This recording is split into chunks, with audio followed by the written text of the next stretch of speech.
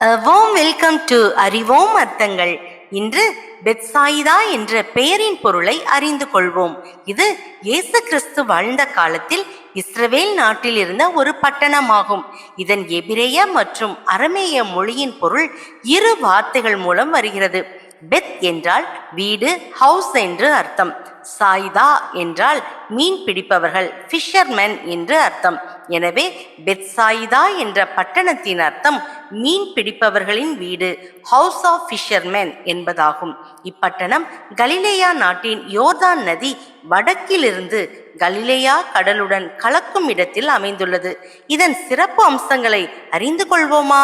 முதலாவது, இயேசுவின் சீஷர்களாகிய பேதுரு, அந்திரேயா மற்றும் பிலிப்பு ஆகிய மூவரும் இந்த பட்டணத்தை சேர்ந்தவர்கள் என்று யோவான் 1 அதிகாரம் 44-45 வசனங்களிலும் 12 அதிகாரம் 21 வசனத்திலும் வாசிக்கிறோம். மேலும் மீன் பிடிப்பவர்களின் வீடு என்ற அர்த்தம் கொள்ளும் பெத்சாயிதாவிலிருந்து வந்த இவர்களை பார்த்துத்தான் இயேசு கிறிஸ்து, என் பின்னே வாருங்கள், உங்களை மனிதர்களை பிடிப்பவர்கள் ஆக்குவேன் என்று மத்தேயு 4:19 கூறியது பொருத்தமாக உள்ளது பாருங்கள்.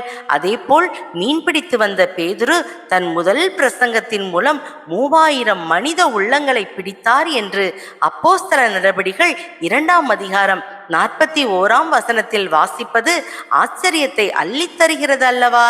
இரண்டாவதாக, பெத்சாயிதா பட்டணத்தின் அநேக அற்புதங்களை ஆண்டவராகிய இயேசு செய்துள்ளார் என்று குறிப்பிடப்பட்டுள்ளது.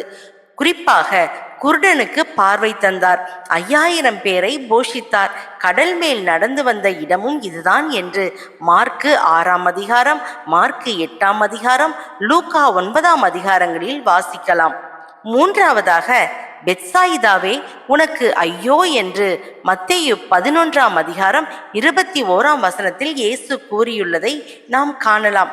இப்பட்டணத்தார் அநேக அற்புதங்களை கண்டும் மனம் திரும்பவில்லை என்று இயேசு கடிந்து கொண்டதையும் நாம் வாசிக்கிறோம்.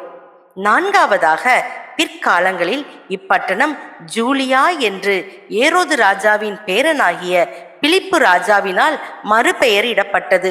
மேலும் இன்று வரை இருக்கிற இரு பட்டணங்களாகிய எட்டெல் மற்றும் எல் அரஜ் ஆகிய இரு பட்டணங்களில் ஏதாவது ஒன்றுதான் பெத்சாயிதாவாக இருக்கும் என்று வேத வல்லுநர்கள் கருதுகின்றார்கள். பெத்சாயிதாவை குறித்து நீங்கள் இன்று அறிந்து கொண்டீர்களா? God bless you.